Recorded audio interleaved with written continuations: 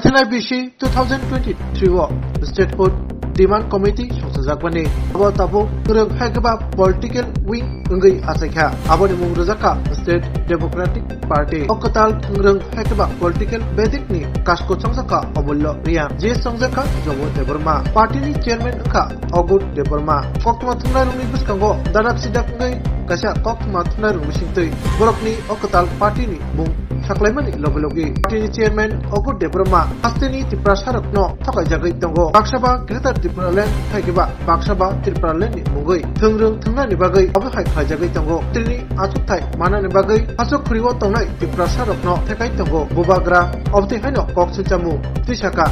State Democratic Party haikiba SDP ni chairman ogut deborma abon loglogi SDP ni GS Jammu Debbarma বহাইনো লুকুপুষ্কাঙ্গ কক্তারখা পেয়ে গেলাম একটা body পেলাম সবটাই পেলাম এই দাবি নিয়ে তো অন্য আপনাদের অন্যরা যে দলগুলো আছে যেমন তিপ্রামাথা যে দল আছে I-50ও ছিল তারও এরকম একটা তিপ্রাল্যান্ড নিয়ে আন্দোলন করেছিল কিন্তু দেখা গেছে তারা এখান থেকে আস্তে আস্তে ধীরে ধীরে সরে যাচ্ছে আপনারাও সামনের দিন কতটুকু এটা নিয়ে এগোবেন এবং তাদেরকে কি বলবেন আমি ফ্রম দ্য বিগিনিং 2009 থেকে তিপ্রাল্যান্ড দাবির একজন প্রবক্তা বলতে গেলে আমিও এই দাবিদারের মধ্যে আমিও একজন আমি এখনও এই দাবি থেকে সরে যাইনি যারা আপনি এখন একটু আগে বলেছেন IPFT তিপ্রামাথা IPFT দাবি ছিল তিপ্রাল্যান্ড এখন হচ্ছে গ্রেটার তিপ্রাল্যান্ড এখন প্রদ্যুৎ বাবুর দাবি ছিল গ্রেটার তিপ্রাল্যান্ড IPFTও 2017 রাস্তা অবরোধ করেছিল কিন্তু সেখানে খালি ল্যাংটা হয়ে অনেককে মিছিল করেছিল এবং আমরা পেয়ে গেছি বলে শুয়োর থেকে মোর থেকে ছাগল থেকে সব কেটে তারা খেলো বিভিন্ন গ্রামে আনন্দ ফুর্তি করেছিল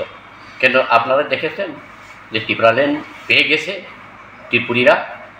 আর প্রদ্যুৎ বাবু no compromise without greater Tipraland এরপরে উনি কি আসলো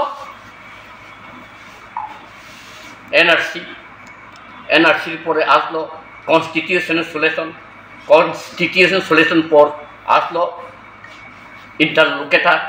ইন্টারলোকেটার পর আসলো ত্রিপ্রাসা একর পর আসলো বাংলাদেশি ত্রিপুরাদের নির্যাতনের প্রতিবাদ এরপর আসলো এডিসির যতগুলো চাকরি নিয়োগ হবে রাজ্য সরকার কাছে অর্পণ করা হবে এরপর এখন তো আসলো বিভিন্ন ইয়েতে যোগাযোগ করে ওরা গত কিছুদিন আগে এক হেলথে নিয়ে এবং গাড়ি ঘোড়া নিয়ে উনি এই জায়গায় ব্যস্ত আর গেল 14 তারিখ ব্লক ডেপুটেশন আর্টিকেল মানে 125তম সংশোধন আর ভিলেজ কমিটি মূল দাবি থেকে উনি কি পিছিয়ে গেছে বলতে গেলে মূল যে দাবিটা ছিল মানে ঠকিয়ে শুধু পাওয়ারে আসার জন্য ঠকানোর কারবার হলো IPFT এবং এখন আছে এবং যারা এখন তিপ্রামাথা তাদেরও শুধু ঠকানো আমাদেরকে ঠকিয়ে ক্ষমতায় অধিষ্ঠিত হওয়ার ওদের লক্ষ্য এবং ক্ষমতা অলরেডি পেয়ে গেছে এখন অনিমেষ বাবু ফরেস্ট মন্ত্রী বিশেকেটু হাফ প্যান্ট মন্ত্রী কি বলে IPFT শুক্লাচরণ বাবু উনি মন্ত্রী এই মন্ত্রী পর্যন্ত 7 দাবিগুলা এখন 7 সমুদ্র 13 নদীতে ভাসিয়ে দেওয়া হলো তাহলে তাদের উদ্দেশ্য ছিল শুধু আপনাদের নিয়ে রাজনীতি খেলা ঠকানো তা এখন যিনি আছেন তার উদ্দেশ্যে কি বার্তা থাকবে যিনি নাকি তিপ্রামাথার মেন সুপ্রিমো আছে ওনারা আমি আরে বলবো ঠকাইতে পারলে আরো ঠকাও যতদিন নির্মূল না হওয়া পর্যন্ত তিপ্রাসারা